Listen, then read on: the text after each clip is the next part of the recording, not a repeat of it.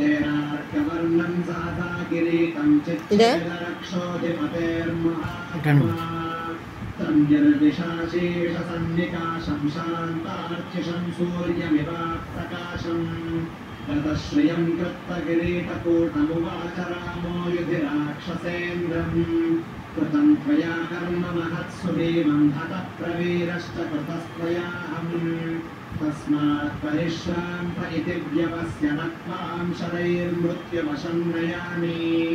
प्रयाहि जानामि रणार्जितस्त्वं प्रविश्य रात्रिं चरराजलङ्काम् आश्वस्य निर्याहि रथी च धन्वी तदा बलं प्रेक्ष्यसि मे रथस्थः स एव मुक्तो हतदर्पहर्षो निकर्तचापः स हताश्वसूतः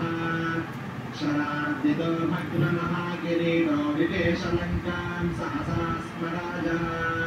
तस्मिन् प्रविष्टे रजनीचरेन्द्रे महाबले दानवदेव शत्रौ हरीं विशल्यान् सह लक्ष्मणेन चकार रामः परमाहवाग्रे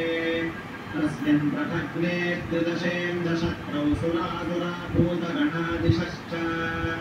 ससागराः सर्षिमहोरगाश्च तथैव भूम्यम्बुचराः प्रहृष्टाः इत्यार्षे श्रीमद् रामायणे वाल्मीकीये आदिकाव्ये युद्धकाण्डे 59तमः सर्गः।